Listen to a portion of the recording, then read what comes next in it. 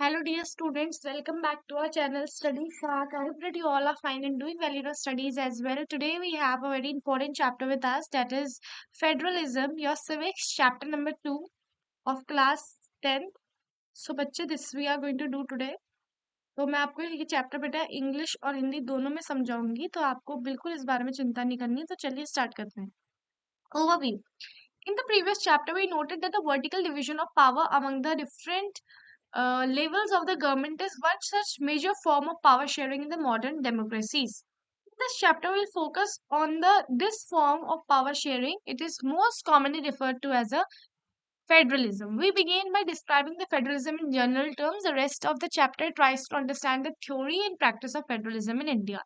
A discussion of federal constitutional provisions is followed by an analysis of policies and politics that has rendered federalism in practice. Towards the end of the chapter, we turn to the local government, a new and third tier of the Indian federalism. तो बच्चे इस chapter में देखो हम लोग क्या देखेंगे कि प्रीवियस चैप्टर जो हमारा था उसमें हमने क्या देखा था, पावर शेयरिंग कैसे करते हैं। पावर शेयरिंग मैंने आपको बताया था, बहुत सारे वेज होते हैं। वर्टिकल शेयरिंग होती है पावर की, हॉरिजॉन्टल शेयरिंग होती है, फिर आपका रिजर्वेशन जो होता है उसमें आपकी पावर शेयर करी जाती है, उसका प्रेशर ग्रुप्स वगैरह जो आता है उसमें पावर शेयरिंग की जाती है, कोलेशन गवर्नमेंट जब बनती है। ये सब हमने पढ़ा था। इस चैप्टर में बेटा हम लोग फोकस करेंगे बहुत important form of power sharing है, जिसको हम लोग फेडरलिज्म कहते हैं। फेडरलिज्म क्या होती है बेटा? फेडरलिज्म इज अ सिस्टम जिसमें आपका क्या होता है बेटा, वर्टिकल डिवीजन ऑफ पावर होता है, यानी central government, state government, local self government, इन सब चीजों के बारे में बेटा हम लोग पढ़ेंगे। ठीक है, सबसे पहले हम फेडरलिज्म को कॉमन टर्म में डिफाइन करेंगे, उसका फिर बहुत सारी चीजें हम लोग इस चैप्टर में देखने वाले हैं। तो फटाफट स्टार्ट करते हैं। ठीक है, टारगेट ये रहेगा बच्चे कि हाफ एन आवर के अंदर ये चैप्टर हम फिनिश करें। तो फटाफट रीड करेंगे, फटाफट जो है चीजें समझेंगे।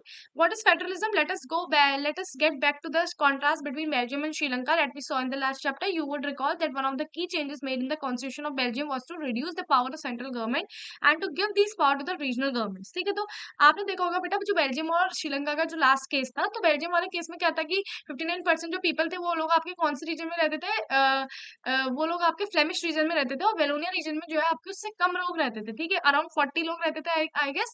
और उसके 1% आपके जो लोग थे वो आपके जर्मन बोलते थे। वेलोनिया रीजन में जो रहते थे बेटा वो आपके क्या बोलते थे, फ्रेंच बोलते थे। और जो फ्लेमिश रीजन में रहते थे 59% लोग, वो लोग आपके क्या बोलते थे, डच बोलते थे। 1% जो थे वो आपके जर्मनी बोलते थे। और उसका फिर जो कैपिटल है ब्रूसेल्स, ब्रूसेल में बेटा आपके 80% फ्रेंच बोलते थे, 20% डच बोलते थे। तो इससे जो है बहुत ज्यादा प्रॉब्लम्स अराइज हुई।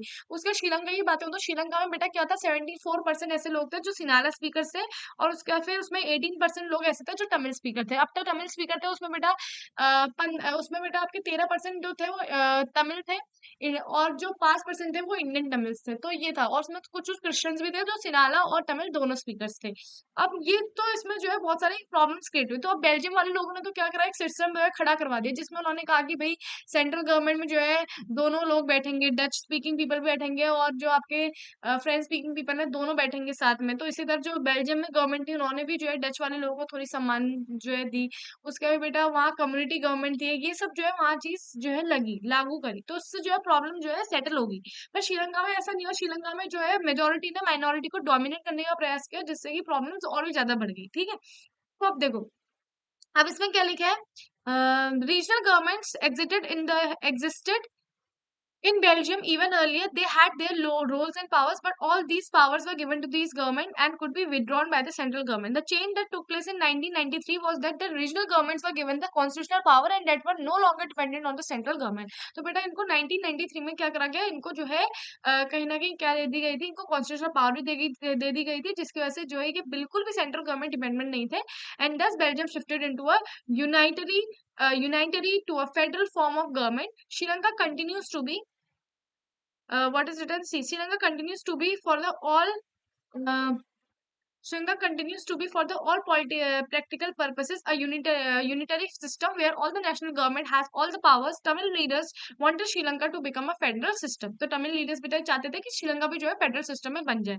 Federalism is a system of government in which a power is divided into a central authority, various constituent units of the country. Usually, federation has two levels of government. अब बेटा federalism एक आपकी system होता है government का, जिसमें जो power होती है डिवाइड हो जाती है सेंट्रल अथॉरिटी के। तो various constituent units of the country. जैसे स्टेट गवर्नमेंट्स को अलग पावर मिलेगी, उसके बाद जो डिस्ट्रिक्ट लेवल में आएंगे उनको अलग पावर मिलेगी। ये एक सिस्टम होता है।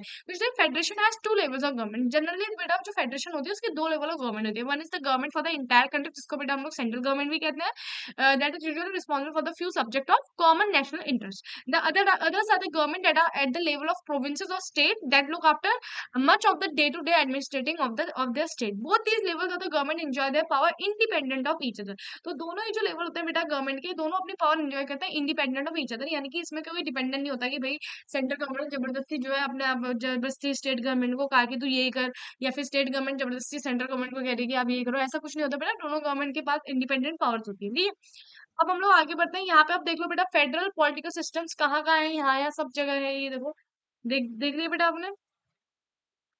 Only 25 of the world 193 countries है the federal political system. Federal political system, बाकी देखो जो भी व्हाइट है ना यहाँ पे, इनके पास फेडरल पॉलिटिकल सिस्टम नहीं है। मैं एक बार अंडरलाइन भी करवा के दिखा देती हूँ।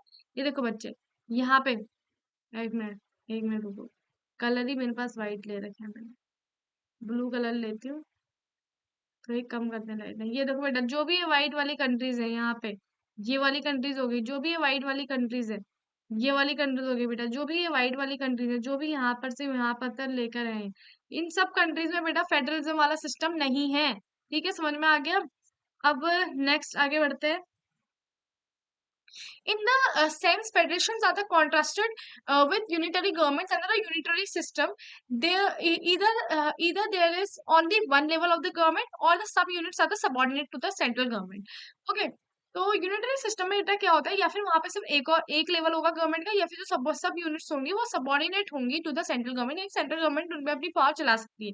Central government can pass on orders to the provincial और the local government, but the federal system the central government can not order the state government to do any something. ठीक है, वो ऑर्डर नहीं कर सकते। State government has powers of its own for which it is answerable to the central government. Both these governments are separately answerable to the people. और दोनों ही government जो है सेपरेटली जो है बेटा पीपल यानी कि लोगों को आंसरेबल होती है। Now look at the following some key features of the federalism. इसको तो पूरा रट के जाना बेटा, पेपर में हमेशा आता है बेटा ये की फीचर जो है फेडरेशन का। कहीं ना कहीं क्वेश्चन में आपसे पूछ लेंगे।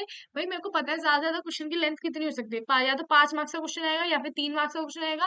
बस इन इतने 3 मार्क्स का क्वेश्चन के अनुसार पढ़ के जाओ, या फिर 5 मार्क्स के अनुसार, या 2 मार्क्स। तो इसलिए मैं बेटा कहूंगी कि कम से कम 5 पॉइंट तो इसको याद ही कर लो। वैसे इसमें टोटल है कितने पॉइंट, इसमें 7 पॉइंट्स है, तो इसमें 5 पॉइंट आपको याद करना है। ठीक है, अब देखो, let us look at the some key features of the federalism. First, there are 2 or more levels of the or tiers of the government, यानी कि 2 से ज्यादा लेवल्स है, या फिर टायर्स ऑफ द गवर्नमेंट कह सकते हो आप। Different tiers of the government govern the same decision, but each tier has its own jurisdiction in the specific matter of legislation, taxation and administration. तो बेटा डिफरेंट टायर्स होती हैं government की जो कि गवर्न करते हैं सेम सिटीजन को, बट हर एक टायर के बेटा अपना खुद का जुरिस्डिक्शन होता है, एक फिक्स एरिया होता है जिस मामले में वो जो बात करेंगे। पहला बेटा लेजिस्लेशन, टैक्सेशन और एडमिनिस्ट्रेशन। ठीक है, अब देखो तीसरा पॉइंट क्या लिखा है, तो jurisdiction of respective levels of the tiers of the government are specified in the constitution. ये कॉन्स्टिट्यूशन में बेटा स्पेसिफाई किए जाते हैं कि भाई इस वाले लेवल का क्या जुरिस्डिक्शन है, ये किस मामले में देखेंगे, ये सब जो है क्लियर किया जाता है। The fundamental provisions of the constitution can not be unilaterally change by the one level of government. अब जो फंडामेंटल प्रोविजन है कॉन्स्टिट्यूशन की, यानी कि जो फंडामेंटल चीजें हैं कॉन्स्टिट्यूशन में जो लाई गई है, वो जो है कोई भी एक लेवल ऑफ गवर्नमेंट जो है चेंज नहीं कर सकता कि भाई हमारा तो ऐसे ही मन कर गया हमने चेंज कर दिया। Such changes require the consent of both the levels of the government. ये जो चेंजेस होने बेटा, ये इसका इन चेंजेस को जो है कंसेंट चाहिए होता है दोनों ही लेवल ऑफ द गवर्नमेंट, यानी कि स्टेट लेवल भी और सेंट्रल लेवल भी। ठीक है, दोनों का ही कंसेंट चाहिए होता है। तो ये 3 पॉइंट याद हो गए बेटा। सबसे पहले there are 2 or more levels of the government, different tiers of the government govern the same system, but the each tier has its jurisdiction in the specific matter of legislation, taxation and administration. The jurisdiction of respective levels of the tiers of government are specified in the constitution, so the existence and authority of each tier is of the government is constitutionally guaranteed. उसके बाद फिर the fundamental provisions of the constitution cannot be unilaterally changed by one level of the government. Such changes require the consent of both the levels of the government. Okay, समझ में आ गया। अब देखो यहाँ पे courts have the power to interpret the constitution and the power of different levels of the government. ठीक है, power को बेटा इंटरप्रेट कर सकता है court. The highest court act as a umpire if dispute rises between the different levels of the government. अगर अगर different levels of the government में राइज करती है तो हाईएस्ट कोर्ट होता है वो एज ए एम्पायर एक्ट करता है, जैसे सुप्रीम कोर्ट बेटा। ठीक है, to of government in the exercise of their respective power. उसके बाद बेटा 6 पॉइंट का लिखा है, sources of revenue for each level of the government are clearly specified to ensure its financial financial autonomy, यानी कि बेटा जो सोर्सेज ऑफ रेवेन्यू है, यानी कि पैसा वाला जो सोर्सेज है वो भी क्लियरली जो है बेटा आपके स्पेसिफाई किए गए हैं ताकि उसकी फाइनेंशियल ऑटोनॉमी को इंश्योर किया जाए। उसके बाद आप देखो सेवंथ वाले एग्जाम्पल में आ जाओ। सेवेंथ वाला क्या दिया है फीचर, इसको भी फटाफट देख लेते हैं। The federal system has a dual objective to safeguard and promote the unity of the country.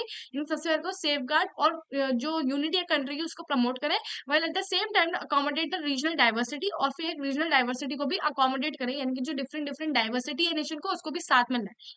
Therefore, to expect are crucial for institution and practice of federalism. Governments at a different level should agree to some rules of power sharing. They should not. They should also trust that each would abide by its part of the agreement. वो abide यानी कि follow करेंगे. An ideal federal system has both expect natural trust and agreement to live together. Okay. अब next है the exact balance of power between the central and the state government varies from one federation to another. This balance depends mainly on the historical context in which the federation was formed. There are two kinds of routes through which the federation have been formed. तो दो kind of routes है बेटा जिससे federation जो है बनी हुई है। पहला रूट ये है कि it involves independent states coming together on their own to form a bigger unit. तो इसमें क्या होता है बेटा, इंडिपेंडेंट स्टेट जो है अपने आप साथ आ रहे हैं कि बड़ा सा हम लोग यूनिट बनाएंगे, so that pooling sovereignty and retaining identity can increase their security, ताकि बेटा वो जो है सोवर्निटी को पूल कर सकते हैं और अपनी आइडेंटिटी को रिटेन कर सकते हैं। They can increase their security, और उससे वो अपनी सिक्योरिटी बढ़ाएंगे ऑब्वियसली, ठीक है। So this type of coming together federation include USA, Switzerland, then we have Australia. In the first category of federation, all the constituent states have equal power and are strong vice the federal government. Okay. तो अब बेटा इसमें ये चीज आप ध्यान से देखो कि इस वाले फर्स्ट रूट में क्या है, इंडिपेंडेंट स्टेट खुद साथ में आना है, coming together on their own to form a bigger unit so that pooling sovereignty, retaining identity they can increase their security. This type of coming together federation, इसमें कौन कौन सी कंट्रीज है इनका नाम याद रखो, USA, Switzerland, Australia. First category की जो फेडरेशन होती है बेटा, इसमें जो कॉन्स्टिट्यूंट स्टेट होते हैं उनके पास जो है इक्वल पावर होती है क्योंकि वो सब इंडिपेंडेंट स्टेट्स है, वो साथ में है ना, तो ये फेडरल गवर्नमेंट बनती है। उसका second route is where the large country decide to divide the power between the constituent state and national government. अब सेकंड रूट बेटा ये होता है कि इसमें एक बड़ी सी कंट्री आपकी खुद जो है पावर को डिवाइड कर रही है द कॉन्स्टिट्यूंट स्टेट और नेशनल गवर्नमेंट। तो इसमें बेटा इंडिया हो गया, स्पेन हो गया, Belgium are the example of this kind of holding together federation. In the second category central power tends to be more powerful than the state. तो central power ज्यादा powerful मानी जाती है स्टेट के कंपैरिजन में। Very often the different constituent units of federation have unequal power. Very often different constituent unit of federation है unequal power, यानी कि इसमें ज्यादा देखा जाता है कि जो फेडरेशन यूनिट है डिफरेंट टाइप के स्टेट्स हैं उनके पास जो है कम पावर है। Some units are guaranteed special power, और कुछ यूनिट जो है बेटा उनको स्पेशल पावर भी दी जाती है, जैसे बेटा कुछ कुछ स्टेट्स होंगे जिनको स्पेशल पावर दी जाएगी, है ना, अभी हम उनके बारे में पढ़ेंगे, ठीक है। अब नेक्स्ट है what makes India federal country, this is very important question. अब देखो बाहर के बारे में तो आपको इतना पूछेंगे नहीं, एक बार होल्डिंग टुगेदर कमिंग टुगेदर के तीन तीन पॉइंट याद कर लेना, तीन से ज्यादा पॉइंट आएंगे नहीं क्योंकि इतनी जानकारी दी नहीं है, तो तीन तीन पॉइंट का डिफरेंशिएशन आ सकता है, इसको याद कर लेना, ठीक है। अब मैं आपको आती हूँ नेक्स्ट पार्ट में जो कि what makes India federal country, this is very important question, इससे आपके 5 मार्क्स का क्वेश्चन आ सकता है, तो इसको अच्छी तरह से सारे पॉइंट जो मैं बताऊंगी वो याद कर लेना। We have earlier seen how small countries like Belgium and Sri Lanka face so many problems in managing the diversity. हमने देखा बेटा अलग ही किस तरह बेल्जियम और श्रीलंका ये कंट्री जो है बहुत सारी उनके अंदर प्रॉब्लम आ रही थी कि इतनी बड़ी डाइवर्सिटी को मैनेज करना। What about the vast country like India with so many languages, religions and regions? अब इंडिया की बात तो भाई अपने अंदर की बात तो हम क्या ही करें, इंडिया में तो बेटा इतनी सारी लैंग्वेज है, 22 लैंग्वेजेस हो गई आपकी, अलग अलग रिलीजन्स हो गए, कितने सारे है ना रीजन्स हो गए, तो इनको कैसे मैनेज करें। What are the power sharing arrangement in our country, let us begin with the constitution. India has emerged as a independent nation after painful and bloody partition. तो भाई देखो इंडिया जो है एक इंडिपेंडेंट नेशन तब बना जब एक पेनफुल और ब्लडी पार्टीशन हुआ, यानी कि एक बहुत ही ज्यादा दर्दनाक और आप कह सकते हो खून वाला जो पार्टीशन हुआ इंडिया और पाकिस्तान के बीच में, है ना। तो क्विक इंडिया मूवमेंट वाला जो वो था, उसके बाद फिर जो गांधी जी ने करा, गांधी जी और वो जिन्ना उनको जो है अलग इलेक्ट्रोड चाहिए था, पर गांधी जी ने मना कर दिया क्योंकि इससे जो है इंडिया डिवाइड हो जाता। तो इसलिए जो बहुत सारे मुस्लिम्स लोग थे वो उन्होंने अपना दूसरा नेशन बनाया जिसको हम लोग कहते हैं पाकिस्तान, ठीक है। तो अब देखो the soon after the independence several princely state, अच्छा से soon after the independence several princely state become the part of the country। तो इंडिपेंडेंस के बाद बेटा बहुत सारे प्रिंसली स्टेट थे, यानी कि जिसमें बहुत सारे राजा रूल करते थे, वो सारे जो है कंट्रीज का पार्ट बन गए थे। Constitution declared India as a union of state, constitution जो है उसने इंडिया को क्लियर डिक्लेयर करा, ये चीज बड़ी ध्यान से देखना, ये क्वेश्चन भी आते हैं बेटा एग्जाम में। द कॉन्स्टिट्यूशन एज, एक मिनट में थोड़ा सा लेवल इसका कम करती हूँ, ये ज्यादा बड़ा हो गया, 3 पॉइंट भी।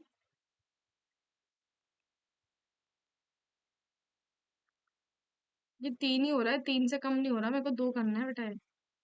चलो कोई बात नहीं, यहाँ देखो, the constitution declared India as a union of state. ये देखो बहुत इंपॉर्टेंट है, union of state. Although it did not use the word federation, उससे फेडरेशन वर्ड यूज नहीं किया। The Indian union is based on the principle of federation. उसने federation word use नहीं किया, क्योंकि बेटा उस समय प्रिंसली स्टेट था, सबका अपना अपना राज था, ठीक है।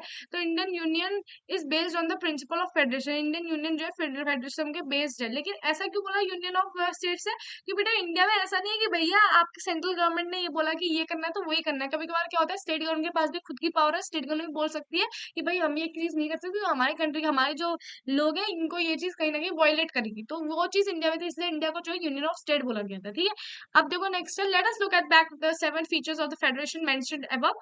We can see that all these feature apply to the provisions of Indian constitution. तो बेटा आप देखोगे तो ये सारे ही फीचर जो है इंडियन कॉन्स्टिट्यूशन के प्रोविजंस को अप्लाई करेंगे। तो constitution originally provided two tier of the government, the union government और what we call central government representing the union of India. तो यूनियन गवर्नमेंट या जिसको हम लोग सेंट्रल गवर्नमेंट कहते हैं बेटा, वो यूनियन ऑफ इंडिया इंडिया को रिप्रेजेंट करती है।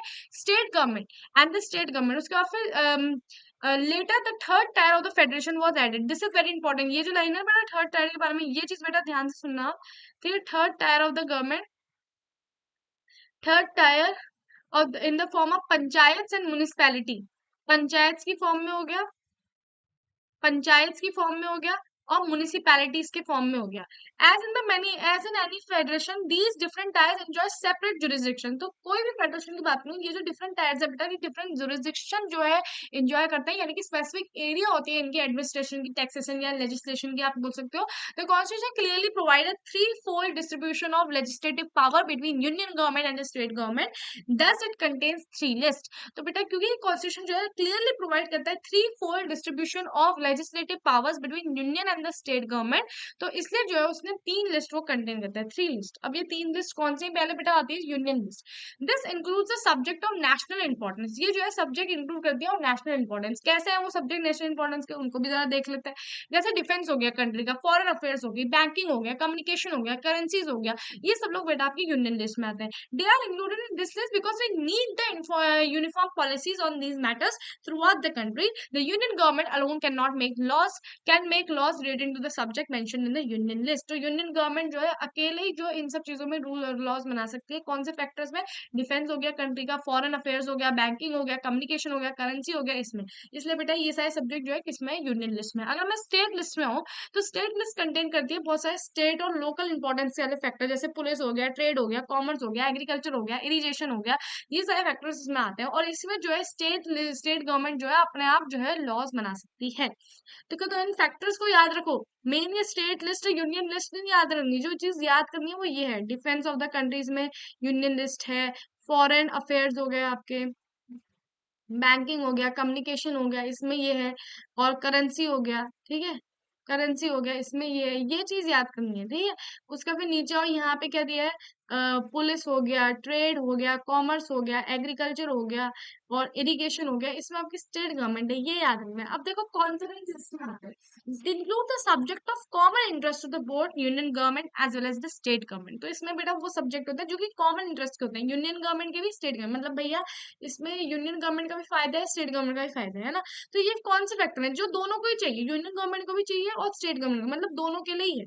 तो ये है बेटा एजुकेशन वाले फैक्टर, जिसमें बेटा स्टेट गवर्नमेंट भी जो है लॉ, स्टेट गवर्नमेंट और यूनियन गवर्नमेंट दोनों ही आते हैं। उसका फॉरेस्ट हो गया, ट्रेड यूनियंस हो गया, मैरिज हो गया, एडॉप्शन हो गया, सक्सेशन हो गया, ये फैक्टर्स हैं कुछ आपके। Both union as well as the state government can make laws on these subject mentioned in this list. If their laws conflict with each other, so laws made by the union government will prevail. ये बड़ी important line है भाई। अभी तक तो हमने बता दिया कि भाई दोनों गवर्नमेंट लॉज बना सकती हैं, सब है, बड़ा खुशी वाला माहौल चल रहा था। लेकिन ये चीज देखो भी, इसमें अगर कॉन्फ्लिक्ट अराइज होता है तो बेटा जो यूनियन गवर्नमेंट ने लॉ बनाया है वही जो है फॉलो होता है, ठीक है। What about the subject that do not fall in any of this category. अब बेटा कुछ कुछ सब्जेक्ट है जिस समय हमारा कॉन्स्टिट्यूशन बना था उस समय नहीं आए थे, पर बाद में जो है आए, धीरे धीरे अराइज हुए। तो और the subject like computer software that came after the constitution was made, इनका क्या? तो according to our constitution the union government has the power to legislate on these residuary subject. इनमें भी जो है बेटा यूनियन गवर्नमेंट ही जो है पावर है इनको जो है लेजिस्लेट करने की, इनके ऊपर लॉज बनाने के लिए। ये रेसिड्यूरी जो सब्जेक्ट है बेटा, जैसे आपका मैंने क्या बताया, कंप्यूटर सॉफ्टवेयर बनाने, क्योंकि बाद में आया, उस समय तो था नहीं, इतना अच्छा जमाना। अब देखो next, we note about the most federations that are formed by the holding together do not give equal power to its constituent union. Does all states in India union do not have identical power. इसलिए बेटा जो सारे state Indian union में है उनके पास identical power नहीं है, क्योंकि मैंने पहले ही बताया था कि होल्डिंग टुगेदर फेडरेशन में इक्वल पावर कॉन्स्टिट्यूएंट यूनिट्स को नहीं मिलती है। ठीक है, some state enjoy special status. कुछ कुछ स्टेट्स होते हैं बेटा जिनको स्पेशल स्टेटस दिया जाए, जैसे अगर मैं आसाम, नागालैंड, अरुणाचल प्रदेश, मिजोरम की बात करूं, so ये स्पेशल पावर एंजॉय करता है under certain provisions of the constitution of India. So article 371, due to the peculiar social and historical circumstances, these special powers are specially enjoyed in the relation to their protection to the land rights of indigenous people, their culture, and also preferential employment in the government services। ठीक है, तो इसमें क्या लिखा है बेटा, देखो जैसे नागालैंड हो गया, आसाम हो गया, अरुणाचल प्रदेश हो गया, मिजोरम, इनकी स्पेशल पावर एंजॉय करते हैं। ठीक है, कुछ प्रोविजंस हैं ऑफ द कॉन्स्टिट्यूशन इंडिया, जैसे अगर आर्टिकल 371 की बात करूं, due to their peculiar social and historical circumstances, ये स्पेशल पावर एंजॉय करते हैं in relation to protection of उनके लैंड राइट, जो कि वहाँ के रहने वाले लोग हैं उनके लैंड राइट के फेवर में हो, उसके उनके कल्चर, उनके preferential employment in government services, ये है तो स्पेशल जो है उनको वो मिलती है। ठीक है, उसके बाद India who are not permanent resident of this state can not buy land or house here. तो ये जो पूरा पैराग्राफ है ना, ये बेटा याद कर लेना, क्योंकि इसमें जो है ना ये आपको बड़ा इंपॉर्टेंट है, क्योंकि इससे क्वेश्चंस आते हैं और 3-4 पॉइंट आराम से बना सकते हो। पहले ये बना दिया, states are such as Assam, Nagaland और Arunachal Pradesh, Mizoram enjoy special status, ये बना दिया। उसके बाद फिर बेटा क्या कहते हैं यहाँ पे, देखो some special provisions exist in some other states as well. तो यहाँ पे जो है, जो परमानेंट रेजिडेंट नहीं होते स्टेट के, वो यहाँ पे खरीद नहीं सकते घर या फिर लैंड। ठीक है, यहाँ का रूल होता है बेटा। ठीक है, जैसे जम्मू कश्मीर में आप लोग रह नहीं सकते हो, वहां पे अपना घर नहीं खरीद सकते आप। ठीक है, वहाँ के परमानेंट रेजिडेंस ही वहां अपना घर खरीद सकते हैं, बाकी लोग वहाँ लैंड या फिर घर नहीं खरीद सकते, ये वहाँ का रूल है। ठीक है, तो यहाँ पे कुछ और स्टेट्स भी हैं, जम्मू कश्मीर ये वगैरह, तो इनका देख लो 371 आर्टिकल का नाम जो है याद रखो। ठीक है, due to their peculiar and social circumstances. ठीक है, ये याद रखना, ये वाली line, they these powers are specially enjoyed in relation to the protection of land rights again indigenous people. Land right का प्रोटेक्शन हो गया, and their culture, and also preferential employment in government services, preferential employment in government services, ये जो Twain चीजें ये याद रखो। अब हम नेक्स्ट आते हैं। There are some units of Indian union which enjoy very little power. कुछ यूनिट्स बेटा इंडियन यूनियन की ऐसी भी है जो बहुत ज्यादा कम पावर जो है एंजॉय करती है। These are the areas which are the too small to become the independent state but which could not be merge with any existing state or states. These are the areas like Chandigarh, Lakshadweep, capital city of Delhi are the union territories. ये ऐसी states है बेटा जो कि इतनी छोटी हैं कि भाई इनको हम इंडिपेंडेंट स्टेट नहीं बना सकते, है ना, और ये किसी स्टेट एग्जिस्टिंग स्टेट के साथ जो है मर्ज भी नहीं हो सकते, तो इनको हम लोग यूनियन टेरिटरीज बनाए, जैसे चंडीगढ़ हो गया, लक्षद्वीप हो गया, दिल्ली हो गया बच्चे, ये सब यूनियन टेरिटरीज हैं। Union territories, these territories do not have the powers of the state. इनके पास कोई स्टेट की पावर नहीं होती। The central government has power to running these areas. Running this area में सेंट्रल गवर्नमेंट ही हेल्प करती है। Sharing of power between union government and the state government is basic to the structure of constitution. It's not easy to make changes to this power sharing arrangement. The parliament cannot on its own change this arrangement. Any change to it has to be first passed by both houses of parliament. अब बेटा ये जो arrangement है power sharing का, इसमें कोई भी जो है चेंज हम ऐसे ही नहीं बना सकते। The parliament can not on its own change the arrangement. Any changes to be first has to pass by both the houses of parliament, यानी कि राज्यसभा और लोकसभा दोनों से पास होगा विद एटलीस्ट 2/3 ऑफ मेजोरिटी, यानी कि 2/3 मेजोरिटी उसमें वोट आने चाहिए। Then it has to be ratified by the legislatures of at least half of the total state. Legislature से भी रेटिफाइड होना चाहिए बेटा at least half of the total state. जितने टोटल स्टेट है उसका एटलीस्ट हाफ, यानी कि आप कह सकते हो 14 स्टेट से तो ये जो है रेटिफाइड होना चाहिए, तभी आप बेटा जो है चेंज कुछ ला सकते हो पावर शेयरिंग के अरेंजमेंट में, या फिर कोई भी अगर चीज आपको करनी, ठीक है, जो कि आपको पूरे देश में इम्प्लीमेंट करवानी है। ठीक है, ये चीज हो गया बेटा। तो ये चीज आप लोग आई होप समझ गए होंगे। ठीक है, तो अब नेक्स्ट हम लोग आते हैं that judiciary plays an very important role in overseeing the implementation of the constitutional provisions and procedures in case of any dispute about the division of powers. The high court and supreme court make a decision. The union and state government have the power to raise resources by levying tax in order to carry on the government and responsibilities assigned to each of them. तो इसलिए बेटा वो tax लगा सकते हैं, ये उनको दिया गया। और जुडिशरी तो बेटा हर चीज देखती रहती है, तो कुछ भी प्रॉब्लम हुई तो सुप्रीम कोर्ट जो है डिसीजन लेते हैं। अब देखो नेक्स्ट है हाउ फेडरलिज्म इज प्रैक्टिस। तो अब हमारा नेक्स्ट है कि फेडरलिज्म किस तरह से प्रैक्टिस किया जाता है। ठीक है, इसके बाद कितने पेजेस है एक बार और देख लेते हैं। ठीक है, तो अभी हम लोग बहुत कम पेजेस में आए हैं। ठीक है बच्चे, अभी इसमें थोड़े और पेजेस है, फटाफट करते हैं। लेकिन the constitutional provisions are necessary for the success of federalism and but these are not sufficient। देखो what है, constitutional provisions जो है बहुत necessary है फेडरलिज्म के सक्सेस के लिए, पर ये sufficient नहीं है। if federal experiment has succeeded in India, it is not merely because of the clearly laid out constitutional provision. The real success of federalism in India can be attributed to the nature of democratic politics in our country.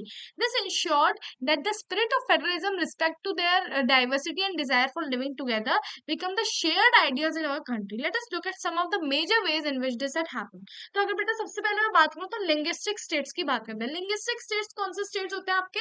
Language वाले स्टेट। The creation of linguistic state was first in the major test for the democratic politics in our country. ठीक है, यहाँ पे ये जो है ना, ये जो लिखी है the real success of federalism in India can be attributed nature of democratic politics in the country.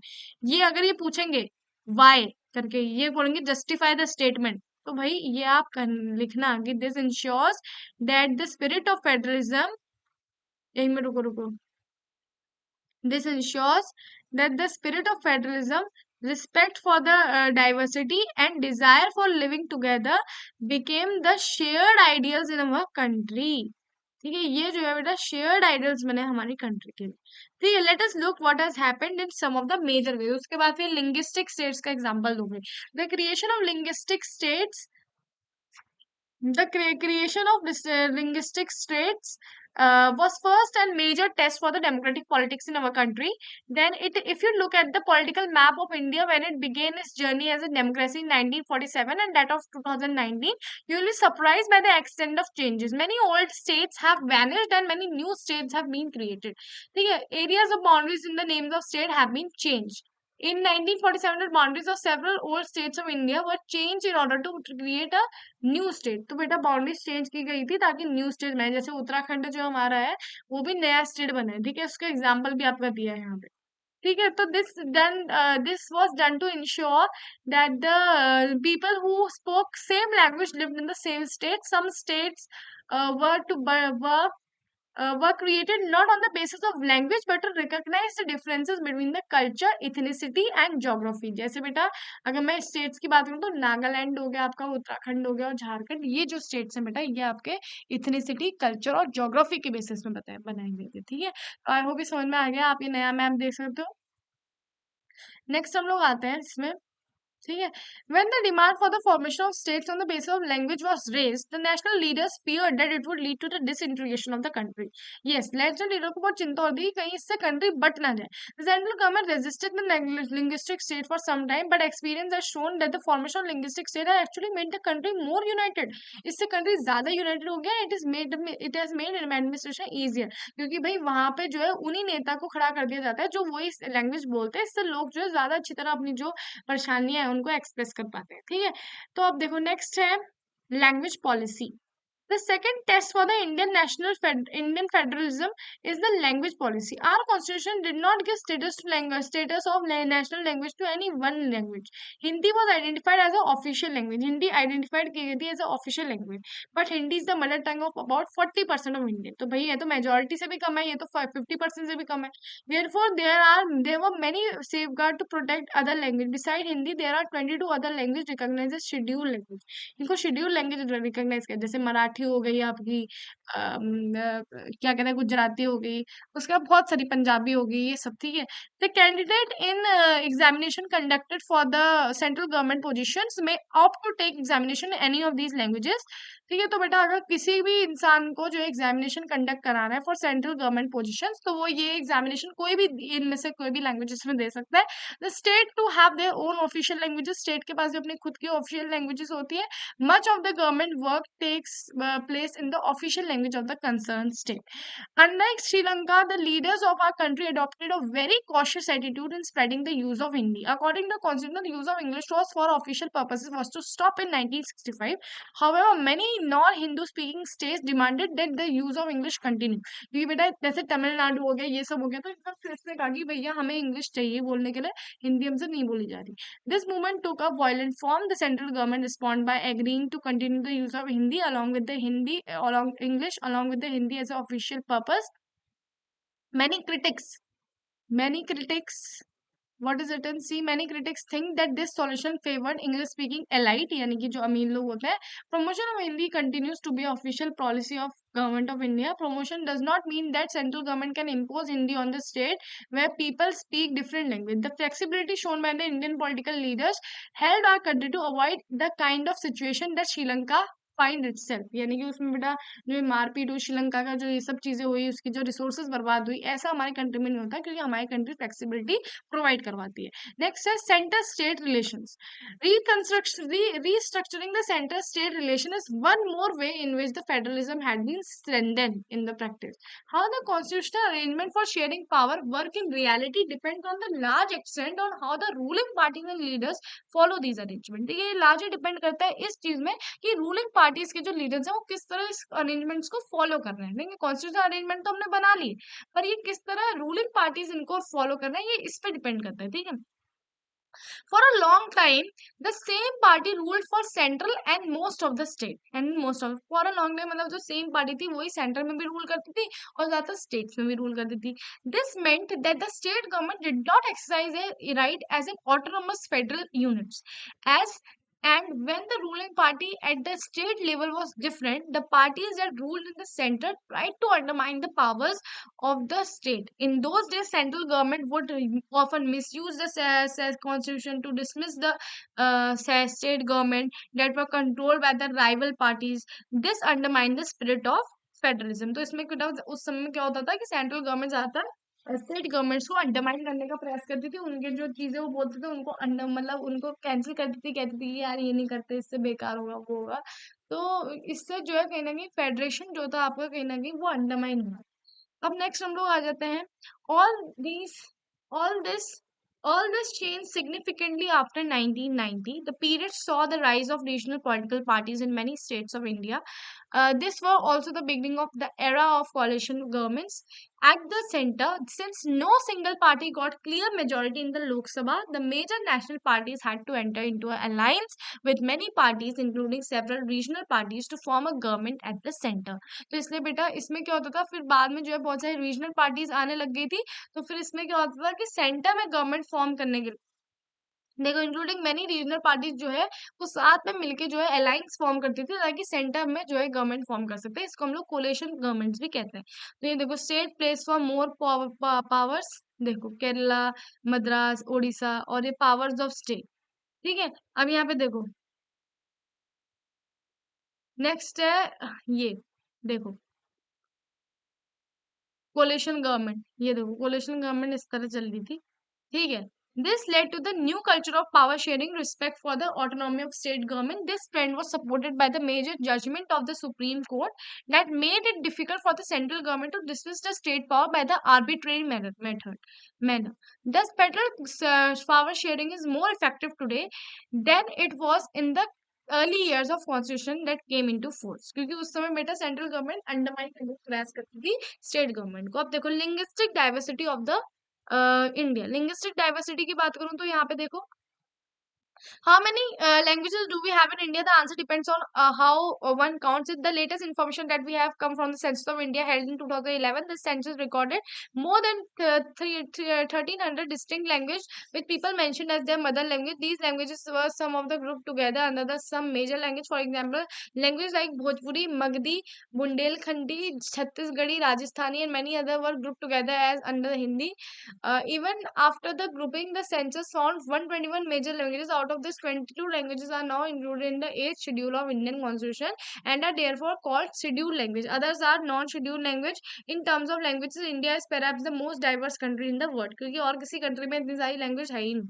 A look at the enclosed table that makes it clear that no one language is the mother tongue of the majority of the population. The largest language, Hindi, is about the mother tongue of only 44% of Indians. If we added to that to those who knew Hindi as their second or third language, the total number was still less than 50% in 2011. As for English, only 0.02% in India is recorded it as their mother tongue.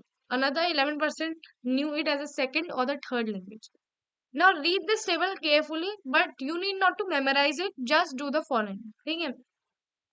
हमें इसका memorise नहीं करना है बच्चे. क्या करना है? Make a bar और pie chart on the basis of information. ठीक है. Prepare a map of linguistic diversity in India by sharing the regions where the each of these languages spoken in the map of India. Find out about the 3 language that are spoken in India but are not included in this paper. Okay. तो यहाँ पे देखो बेटा, कुछ language जैसे SMEs हो गई, बंगाली हो गई, बोडो हो गई, डोगरी हो गई, गुजराती हो गई, हिंदी हो गई, कन्नड़ा हो गई, कश्मीरी हो गई, कोंकणी हो गई, मैथिली हो गई, मलयालम हो गई, मणिपुरी हो गई, मराठी हो गई, नेपाली हो गई, ओडिया हो गई, पंजाबी हो गई, उसके संस्कृत हो गई, संतली हो गई, सिंधी हो गई, तमिल हो गई, तेलुगु हो गई और उर्दू हो गई. तो ये सब लैंग्वेज है. आप संस्कृत में देखो एन लिखा है. एन मतलब कि नेग्लिजिबल. मतलब संस्कृत कौन बोलता है आज के समय में? कोई संस्कृत बोलता ही नहीं है, जबकि सबसे प्राचीन भाषा है. ठीक है. अब देखो, read the following extracts from the article by a noted historian Ramachandra Guha that appeared in the Times of India in November 2006. So the report of States Recognition Commission in SRC was implemented exactly 50 years ago on November 1, 1956. This is the own time and own way and has also transformed the political and institutional life of the nation. Gandhi and other leaders promised that their followers that when the freedom came, the new nation would be based on the new sets of provisions. These based on principle of language. However, the India was finally freed in 1947. It was also divided. The partition of the consequences of a primordial attachment to one's faith. How many more partition would be there would that other primordial loyalty language lead to? So ran the thinking of Nehru, Patel, and Rajaji. Far from the undermining Indian unity, linguistic states have helped to strengthen it. It has proved to be perfectly consistent to the Kannadiga, Indian Bengali, Indian Tamil, and Indian Gujarati and Indian. To be sure, these states, based on the language, sometimes quarrel with one another. Okay. Next is, while these disputes are not pretty, they could in fact have been far worse. This is the formation of linguistic state that has allowed India to escape what might have been worse fate still. If the sentiments of the native speakers of Telugu, Marathi, etc., all had been disregarded, what we might have here was one language, 14 or 15 nations. तो ये वही है बेटा कि दोनों लोग एक दूसरे से लड़ते कि भाई हमारी लैंग्वेज चलेगी वो, तो इससे कंट्री जो है बढ़ जाती. ठीक है. नेक्स्ट है decentralization in India. Very important part बेटा, इससे क्वेश्चंस आते हैं. We noted above the federal governments have two or more tiers of the government. We have so far discussed the two tiers of the government in India, but in the vast country like India cannot be run through these two tiers. States in India are as large as independent states of Europe. In terms of population, Uttar Pradesh is bigger than Russia. Maharashtra is big as Germany. Many of these states are internally very diverse. There doesn't need for power sharing within these states. Federal power sharing in India needs another tier of the government below that state government. This is the rational. This is rational for decentralization of power. Does result in the third tier of the government called local government. यानी कि local self government भी आप इसको कह सकते हो. When power is taken away from the central or the government state governments, that it is given to the local government. It is called decentralization. The basic idea behind decentralization is that there are large number of problems and issues which are best settled at the local level. Okay, people have better knowledge of the problems in their locality. They also have better ideas on where to spend money and how to manage things more efficiently. Besides, at the local level, it is possible for the people to directly participate in decision making. This helps to inculcate अच्छा sorry beta inculcate the habit of democratic participation. Then local government is best way to realize one important principle of democracy, namely local self government. अब बेटा the need for decentralisation, अब देखो इसका need क्या है कि भाई लोग ज्यादा जानते हैं अपनी लोकेलिटी में क्या प्रॉब्लम चल रही है। अगर उन्हीं का जैसा जो है एक लेटा उठा दोगे खड़ा तो वो उससे डायरेक्टली जाके जो है अपनी प्रॉब्लम्स कन्वे कर सकते हैं, न जो व्यूज है किस तरह हमें सॉल्यूशन निकालना चाहिए वो भी रख सकते हैं, और फिर वो जाके उसको पार्लियामेंट या और भी बड़ी बड़ी जगह जो है पहुंचा सकते हैं। ठीक है। Several attempts to decentralize power to a level of villages or towns, panchayats in villages, municipalities in urban areas were set up in all the states, but these were directly under the control of state governments. Elections to these local governments were not held regularly. Local governments did not have any powers or resources of their own. Thus, they were very little decentralization in effective terms. So, a major effect of decentralization was taken in 1992. The constitution was amended to make the third tier of the democracy more powerful and effective. Now it is constitutionally mandatory to hold regular elections to the local government bodies. Seats are reserved in the elected bodies and executive heads of these institutions for scheduled caste, scheduled tribe, and other backward classes. Then at least one third of positions are reserved for women. An independent institution called State Election Commission has been created in each state to conduct panchayat and municipal elections. Then the state governments are required to share some powers and revenue with local government bodies. The nature of sharing varies from state to state. Okay, तो ये चीज है बेटा, देख लो अच्छी तरह। हम्म। Next, the rural local government is popularly known by the name Panchayati Raj. Each village or the group of villages in some state has the Gram Panchayat. This council consists of several ward members called Panch and President or Sarpanch. They are directly elected by the adult population living in that ward or village. It is decision making body for the entire village. The panchayat works under the overall supervision of Gram Sabha. All the voters in the villages are its members. It has to meet at least twice or thrice in a year to approve the annual budget of the Gram Panchayat and to review the performance of the Gram Panchayat. The local government structures goes right up to the district level. The few Gram Panchayat are grouped together to form what is usually called Panchayat Samiti or block or mandal.